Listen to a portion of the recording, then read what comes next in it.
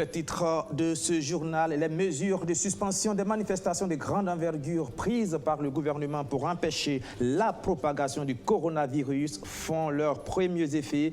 Un sit-in du Samaeu a été suspendu ce 12 mars, mais certaines organisations syndicales se disent ne pas être concernées par ces mesures, des mesures qui ne sont pas appliquées aux écoles, aux églises, aux mosquées et aux marchés, chose que certains analystes trouvent curieuse et paradoxale. Nous posons la question dans ce journal.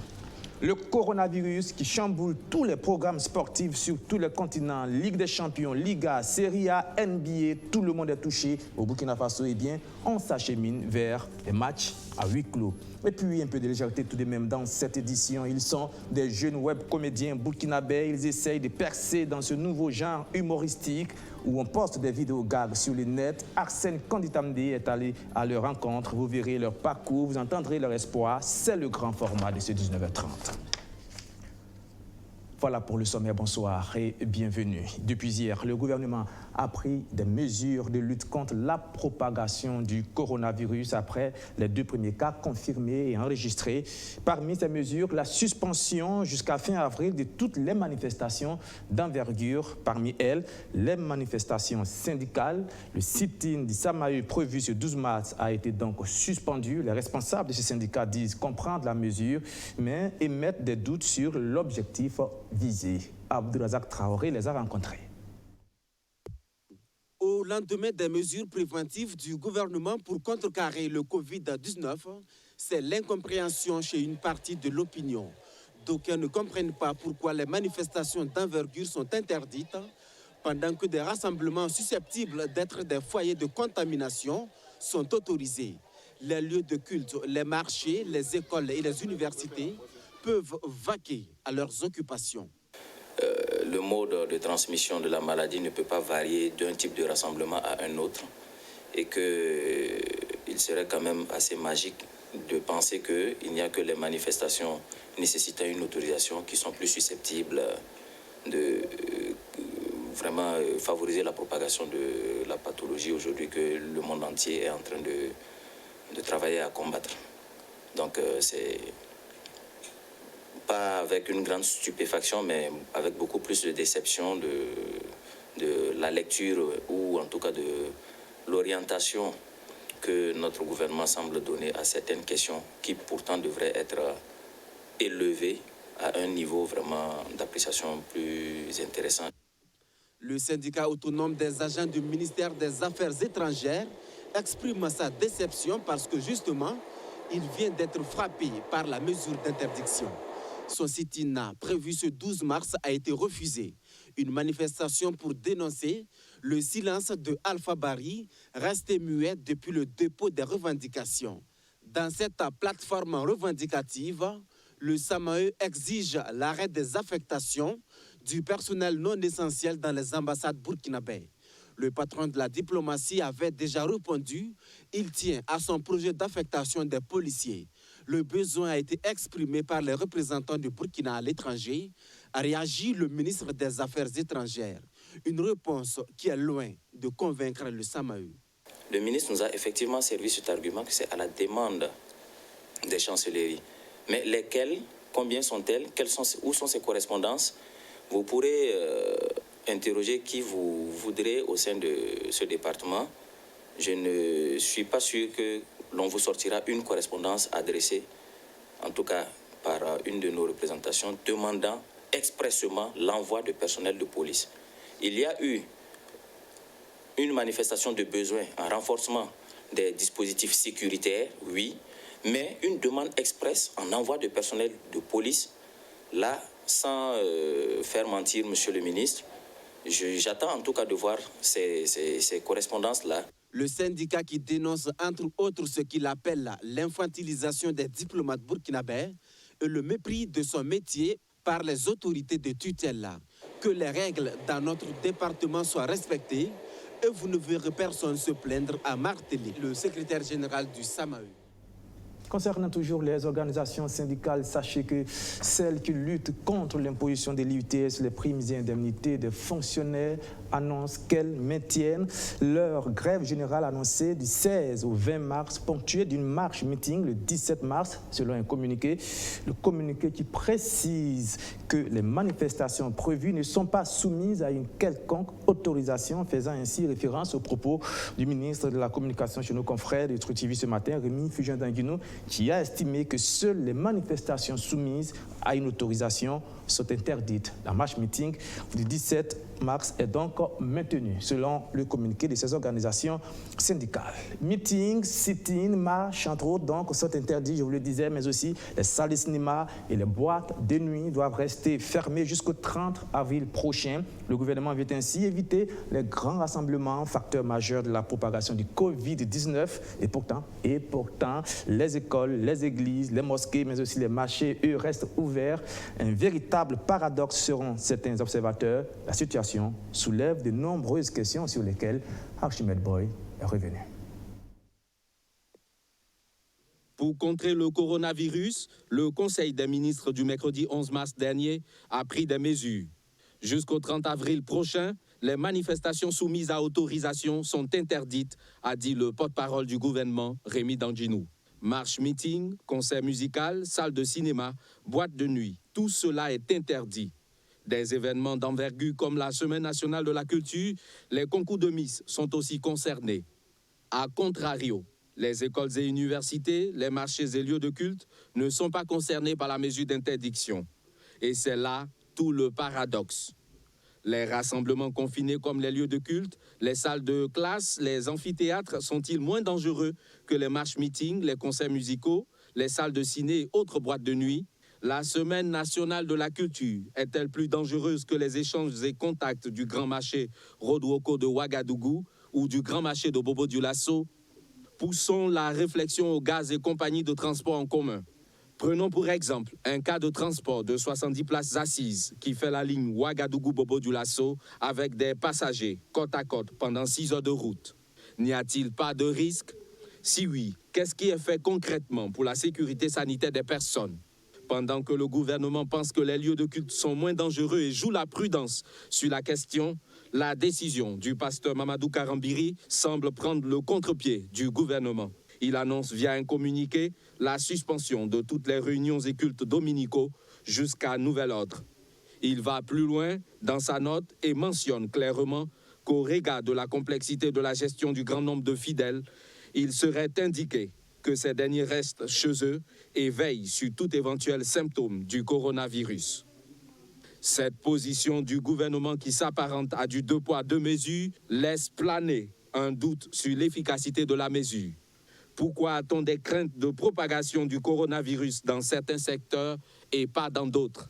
Si tant est que la mesure concerne les manifestations regroupant plusieurs personnes, ces paradoxes constatés ne donnent-ils pas raison à ceux qui pensent que cette mesure vise les manifestations des organisations syndicales? Autant d'interrogations, autant de flou que le gouvernement devra visiblement dissiper. Tous les programmes d'activité dans tous les secteurs sont touchés par le coronavirus. Partout dans le monde, le milieu sportif n'y échappe pas. La NBA a été suspendue, plusieurs grands championnats européens de football aussi. Au Burkina Faso, on s'achemine vers des matchs à huis clos ou bien peut-être vers une suspension totale du championnat. Tour d'horizon, Luc Pabelgem. Vers des matchs à huis clos face au foot, il faudra s'y préparer, coronavirus oblige. La décision de suspension des manifestations d'envergure nationale et internationale par le gouvernement burkinabé n'épargne pas le monde du football.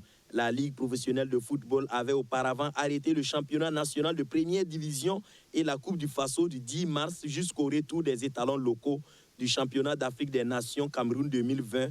Mais si cette décision n'était pas levée d'ici là, il faudra faire avec. Au niveau de la Ligue de football professionnel, on avait déjà sorti une circulaire qui suspend les activités, notamment le championnat national de première division et la Coupe du Faso. Et ça, c'était lié à la participation des étalons locaux au CHAN qui se déroulera au Cameroun, parce qu'il y a une phase de préparation. Mais si toutefois la mesure persistait, nous allons prendre les dispositions pour pouvoir voir dans la mesure du possible comment on peut dérouler nos activités. Vous voyez que même ailleurs dans le monde, notamment en Europe, des pays qui sont concernés par le coronavirus ont pris des mesures. Il n'est donc pas exclu qu'on assiste à des matchs à huis clos pour les 6 journées restantes du championnat national et les quarts de finale de la Coupe du Faso. Conséquence, plus de public au stade, donc plus de recettes. Donc les huis clos peuvent être une solution pour nous. Sinon, en fonction de l'évolution de la situation, nous allons voir quelles mesures prendre pour pouvoir dérouler nos activités. Les différents spectateurs, les publics, les amoureux du football n'auront pas l'occasion de voir leur équipe jouer. Ça, c'est déjà un effet négatif au niveau des supporters, mais aussi les acteurs, parce qu'un match où il y a beaucoup de spectateurs, il y a plus d'engouement pour les acteurs sur le terrain que lorsque les stades sont vides.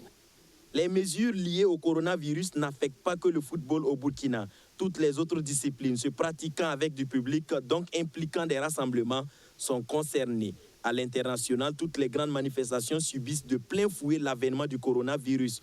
Rien que ce matin, la flamme olympique a été allumée sans public à Tokyo. Jusqu'à présent, les Jeux olympiques de Tokyo 2020 au Japon sont en pointillé. La NBA, le plus grand championnat de basketball au monde, est suspendu à partir d'aujourd'hui jusqu'à nouvel ordre parce qu'un basketteur français serait atteint, en l'occurrence Rudy Gobert. Il y a longtemps, les championnats européens de football avaient pris des mesures à cause du Covid-19 en Italie, en France, en Espagne, sans oublier la plus prestigieuse des compétitions de football, l'UEFA Champions League, obligée de disputer des rencontres à huis clos comme les rencontres PSG Dortmund, Valence Atalanta Bergame et des reports comme les matchs Manchester City, Real Madrid et Juventus Olympique Lyonnais. L'un des secteurs qui subit le Covid-19, c'est le sport. Et au Burkina, en Afrique et partout dans le monde, des mesures fortes sont prises afin d'arrêter la propagation de la maladie. On le voit, tous les agendas sont donc en train d'être bouleversés par le coronavirus et l'impact économique aussi va grandissant. On annonce un vaccin peut-être dans les 3 mois. Les chercheurs sont donc mis à grande contribution. Et la transition est toute trouvée pour évoquer ces centres d'excellence africains en innovation biotechnologique pour l'élimination des maladies à transmission vectorielle. Un centre logé à l'université Nazi Boni de Bobo-Dioulasso, une initiative du ministère de la Recherche scientifique. Le centre africain, ce centre en innovation, a organisé sa première conférence internationale, c'est 10 et 11 mars, surtout Justin Dabiré. Des chercheurs dans le domaine de la biotechnologie pourront désormais être formés au Centre d'excellence africain en innovation biotechnologique pour l'élimination des maladies à transmission vectorielle CAI-TEC MTV à l'université Nazi Boni de Bobo-Dioulasso. Ce centre qui vient de lancer officiellement ses activités entend améliorer la qualité de la formation de l'enseignement supérieur du Burkina Faso. Donc sur les 5 années à venir pratiquement, nous allons former suffisamment d'étudiants, à peu près 50 PhD. Nous allons former 150 masters et nous allons former également 250 professionnels de la santé dans le domaine de biotechnologie. Donc nous voulons une très bonne intégration entre effectivement le milieu de l'enseignement et le milieu de la recherche et pouvoir offrir ce plateau technique spécifique aux étudiants. Une éducation de qualité mais aussi qui répond aux exigences de la société. Ainsi donc, un partenariat entre ce centre et des institutions du pays facilitera l'insertion professionnelle des diplômés de ce centre. Les centres d'excellence africains en innovation biotechnologie devraient permettre encore davantage d'insister sur la responsabilité sociétale, c'est-à-dire faire en sorte qu'on puisse arrimer les besoins de la société, n'est-ce pas, à l'offre de la formation. Parce que nous formons des diplômés et qui ont du mal par la suite à avoir une bonne insertion sociale. Alors le centre d'excellence aussi vise à ce qu'on puisse, n'est-ce pas, avec les industriels, le monde du secteur privé, avec les formateurs, qu'on s'asseye et voir un peu les besoins de la société réelle et pouvoir arrimer ça à la formation. Le Burkina Faso compte 4 centres d'excellence africains, fruit d'un processus initié par l'Association des universités africaines et la Banque mondiale. Et ces centres sont appuyés à hauteur de 33 millions de dollars, soit un peu plus de 18 milliards de francs CFA. Sur les 33 millions de dollars, il y a une bonne partie qui représente des dons de la part de la Banque mondiale et une partie représente donc un prêt que l'État burkinabé donc a contracté pour pouvoir accompagner les universités et les centres de recherche. À travers donc ces fonds-là également, nous avons reversé 2 millions de dollars à un mécanisme africain qu'on appelle le PACET, qui va nous permettre donc de former des gens dans des domaines de pointe comme la science, la technologie. Et donc notre contribution de 2 millions de dollars du Burkina Faso va être complétée par 2 millions de dollars à travers les partenaires. Et à partir de ce moment-là, on peut donc envoyer des étudiants pour des formations très poussées à travers donc des universités africaines et voir aussi la Corée du Sud et les États-Unis à travers le monde. Ce centre d'apprentissage offre des formations de courte durée. Il a aussi pour ambition de favoriser la création d'entreprises par ses diplômés pour une meilleure valorisation des résultats de la richesse. Et de l'enseignement supérieur, on passe à l'éducation nationale. Le département dirigé par Stanislas Ouaro a tenu hier son 3e conseil de cabinet élargi. On a parlé grève dans le secteur de l'éducation, mais aussi on a parlé de gouvernance éducative avec en toile de fond le budget alloué à l'éducation et la problématique des écoles fermées pour cause d'insécurité. Compte rendu Abdelaziz Assaré. L'objectif de ce conseil de cabinet élargi est de faire le bilan des activités stratégiques du ministère en charge de l'éducation nationale en vue de donner des orientations pour l'amélioration de la gouvernance éducative au Burkina Faso. Cette rencontre qui se tient dans un contexte de crise sécuritaire réunit l'ensemble des responsables du système éducatif au niveau central et déconcentré du pays. Durant 3 jours, ils auront à examiner entre autres les stratégies d'enseignement dans les zones à fort défi sécuritaire et la problématique de la réouverture des établissements fermés. Nous avons réouvert 825 établissements, mais nous sommes convaincus qu'il y a encore des endroits où on peut encore réouvrir parce que la situation sécuritaire s'est améliorée, etc. Donc c'est un ensemble de choses liées à cette question sécuritaire, mais aussi liées à cette crise qui est née il y a quelques jours et qui pourra perturber si donc on n'apporte pas des solutions, donc des difficultés dans le fonctionnement du système éducatif. Et on est là aussi puisqu'on est ensemble. Donc les solutions existent, elles sont là. Et on a demandé aux uns et aux autres de les mettre en œuvre. On fera le bilan ensemble. Selon Stanislas Ouaro, le gouvernement et la représentation nationale ont fourni des efforts en augmentant l'allocation budgétaire du MENA-PLN malgré le contexte mondial de ralentissement économique. Malheureusement, cette allocation est consacrée essentiellement au paiement des salaires du personnel dont l'effectif s'élève à plus de 114 000 agents. Ce qui induit naturellement une baisse de la part du budget du département consacré à l'investissement. Et c'est pourquoi je vous exhorte, vous les responsables de structure, à une gestion rationnelle des ressources humaines et financières, conformément à la lettre circulaire de son Excellence, Monsieur le Premier ministre, relative à la réduction du train de vie de l'État. Pour exiger la suspension de l'UITS, les syndicats de l'éducation entendent mener des actions de boycott, grève, sitting et suspension des évaluations. Le professeur Stanislas Ouaro met en garde. Que ce soit les sit-ins, que ce soit le refus d'évaluer, que ce soit le refus de transmettre des notes ou de transmettre des statistiques, tout cet ensemble de choses-là est qualifié de mouvement d'humeur. Et le Conseil d'État donc, a considéré que ce sont des actions illégales et qui sont consécutives d'une absence de travail fait.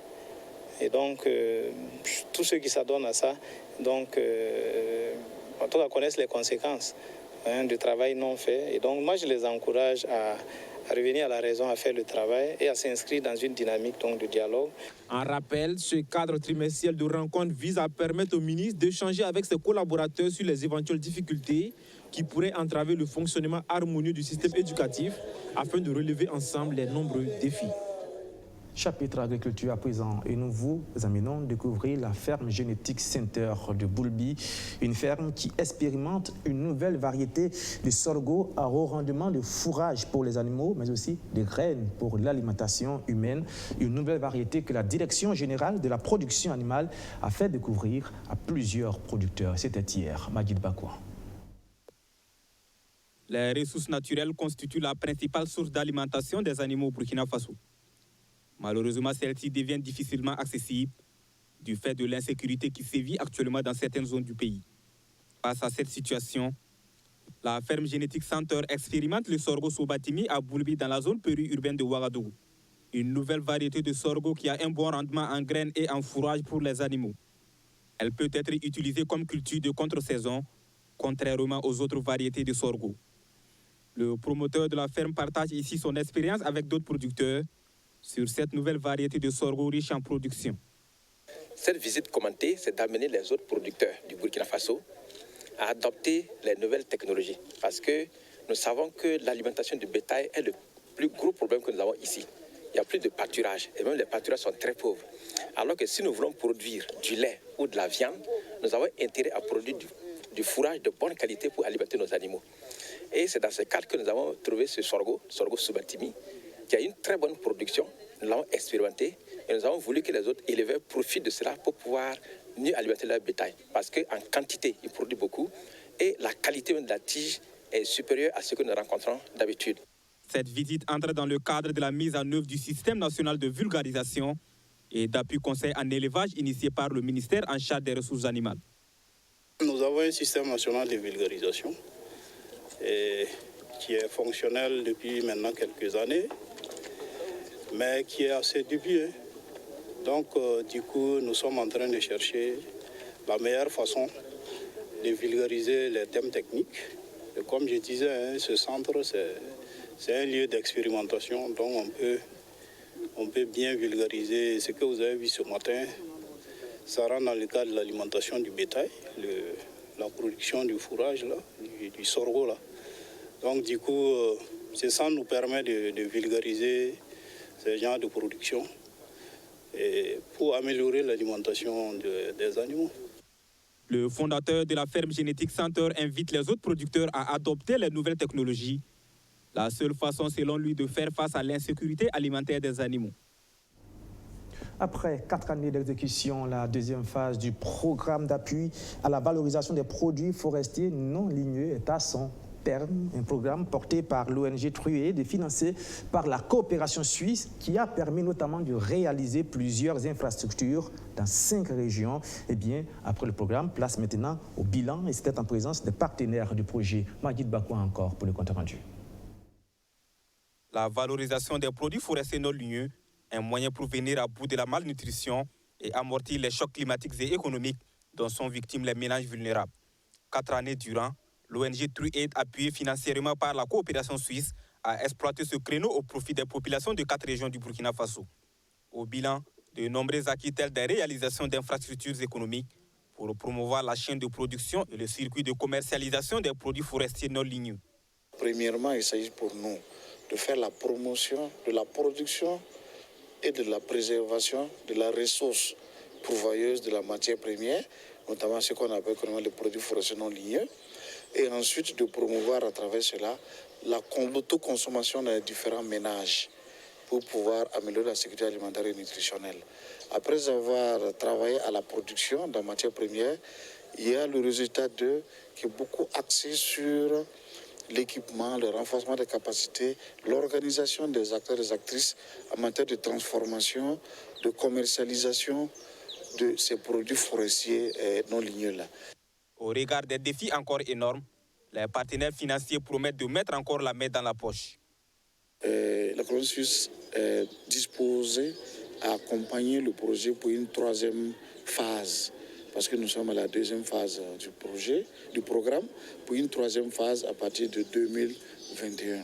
Le projet contribue à diversifier les sources alimentaires, à renforcer les capacités des ménages par des unités de transformation, par la mise en place des jardins nutritifs, toutes choses qui contribuent en tout cas à améliorer les conditions de vie, voire la sécurité alimentaire des ménages. Le projet est financé par la coopération suisse à hauteur de 2,7 milliards de francs CFA. Les régions d'intervention sont celles du centre-nord, du centre-ouest, du nord et du sud-ouest.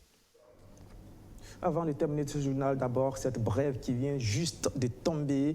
En France, les crèches, les écoles, les collèges et les universités seront fermées dès ce lundi pour cause du coronavirus, annonce faite par Emmanuel Macron tout à l'heure même. Et puis, pour terminer, un peu de légèreté quand même dans ce journal. Rien qu'à entendre leur nom de scène, vous souriez déjà, vous l'avez déjà peut-être lu, peut-être entendu, le général Tchouchou Bachou, KPH et Nouaga du groupe Kapak Tonye sont les plus connus. Ce sont des web comédiens burkinabés. Ils se produisent via Internet, un secteur qui progresse énormément en Afrique ces derniers temps et où nos jeunes burkinabés sont en train de faire le petit bonhomme de chemin. Arsène Kanditamde les a rencontrés. Vous allez entendre leur histoire, mais aussi leurs espoirs. C'est le grand format de ce journal. Il est sans conteste le web comédien burkinabé le plus connu de la toile. Abdoulaziz Kéré, alias le général Tchouchou Bachou, en l'espace de 3 années, a mis à ses pieds le public burkinabé. Il tourne en dérision tout ce qui lui permet d'obtenir des likes et des vues. Les filles de Kapala ne continuent pas d'emprunter à vider les amis. À Tampouille, là, Pokofou, là, c'est toujours Pixé en face des filles de là-bas. Donc rien n'a changé, Joe. Depuis ses débuts en 2017, sa vidéo la plus populaire totalise 7 millions de vues sur Facebook. Récemment, il a passé la barre des 100 000 abonnés sur YouTube, ce qui lui a valu le trophée argent de la plateforme. Pour moi, ça montre que je travaille. Voilà, parce que quand tu travailles et que tu n'as pas de prix, c'est comme si c'était inutile ce que tu faisais. Et ça m'a permis de savoir que je travaille, ça m'a permis de savoir que ce que je fais n'est pas inutile, c'est utile. Voilà, vu que YouTube me suit de près maintenant. Scénariste et aussi acteur sur les plateaux de tournage, le général dirige demain de mettre sa petite armée. Titulaire d'une licence en géographie et sans qualification dans le domaine du cinéma, le général a su profiter des opportunités du net pour prendre des galons. Moi, mon plan là coûte 5 000. Non, c'est le... Comment ça le tout? Désolé, monsieur. T'as dit que pas payer pour elle. Moi, je suis obligé de payer pour elle. Désolé. C'est rentable. Voilà, aujourd'hui, si tu es sur Internet et que tu fais des trucs qui est beaucoup aimé, forcément, ils vont te contacter pour certaines choses et tu auras de grandes opportunités. Le général Tchouchou Bachou enchaîne les collaborations artistiques avec des chanteurs et autres stars bien connus. Grâce à cette tactique, il diversifie sa communauté et glane de nombreux contrats publicitaires lucratifs. J'ai fait des collaborations avec certains web comédiens ivoiriens, voilà, qui ont commencé avant moi. J'ai avec des artistes tels que Imulo le chanceux et il y a Mr Melo aussi qui est là avec qui je travaille beaucoup. L'année passée, j'ai eu à signer plusieurs contrats de pub et enregistrer plusieurs partenariats. Et cette année, Dieu merci, ça commence bien aussi. Le groupe Kapak Tonye cherche encore ses marques. En à peine une année, il totalise plus de 51 000 abonnés sur Facebook. KPH et Nouaga impressionnent grâce à leurs blagues en langue nationale mouri.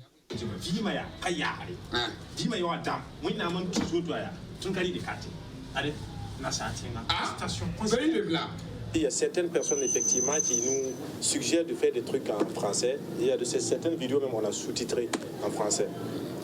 C'est pour dire qu'actuellement, on voulait d'abord être entendu nationalement. Parce que nous sommes tous des enfants de ce pays, on sait très bien ce que ça fait, c'est-à-dire la majorité parle la langue nationale. Donc du coup, si cette majorité est derrière vous, je pense que c'est eux, avec la bénédiction de Dieu, qui vont vous pousser maintenant à faire des trucs pour l'international.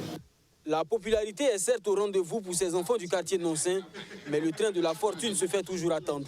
Aujourd'hui, ils obtiennent quelques insertions publicitaires, mais pas suffisant pour sortir la tête de l'eau.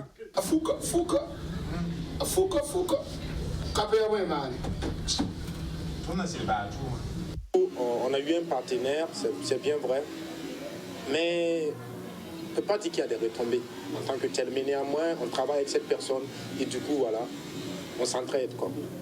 C'est de l'aide, je pense qu'on peut appeler ça la solidarité même. Voilà, je pense que les réseaux sociaux, ça a accéléré. Ça a accéléré parce qu'on a des gens qui sont à l'extérieur, États-Unis, Canada, qui nous écrivent sur la page. Et je pense que c'est so compliqué, ça, les réseaux sociaux, de faire voir ces vidéos à ces gens-là. Moussa Petit-Sergent est un humoriste confirmé qui évolue dans un autre registre. Il suit avec beaucoup d'enthousiasme le développement de ces web-comédies dont lui-même raffole. Moi-même, je regarde très souvent plein de vidéos qui me font rire, il y en a qui me font sourire et tout. C'est un art nouveau, donc il faut aussi travailler à ce que cet art-là puisse nourrir ces hommes, quoi. Sinon, moi, j'accueille ça de manière super positive parce que ça me distrait aussi très souvent. Un homme averti, il prévient, vouloir faire tout de suite du profit en multipliant les insertions publicitaires peut s'avérer fatal pour ces jeunes artistes. Il recommande la prudence et le travail. Souvent, on n'a pas besoin de beaucoup de sponsors. Un seul sponsor qui met les moyens conséquents. Donc en ce moment, la pub, elle n'est pas embêtante. Et donc du coup, on peut la digérer et elle passe très vite. On a l'information de la pub et on a la quintessence même de la vidéo. Donc à un moment donné, quand les pubs prennent le dessus sur la vidéo, ça chasse les gens en fait. Donc même si tu es drôle, ça donne plus l'envie de venir te voir. Ces pays, les voitures sont sorties, beaucoup sont sortis. Tais-toi, sinon... tais-toi, menteur, vendeur d'illusions. Sous d'autres cieux, les comédiens du web ne sont plus que sur le net. Ils tissent désormais leur toile dans les salles de spectacle traditionnelles. Avec le temps peut-être, un jour le général Tchouchou Bachou et le groupe Capac Tondier feront des spectacles à guichet fermé. Et c'est tout le mal qu'on leur souhaite. Merci d'avoir suivi ce journal. Merci de votre fidélité renouvelée. Rendez-vous demain 19h30 ici même pour un autre journal.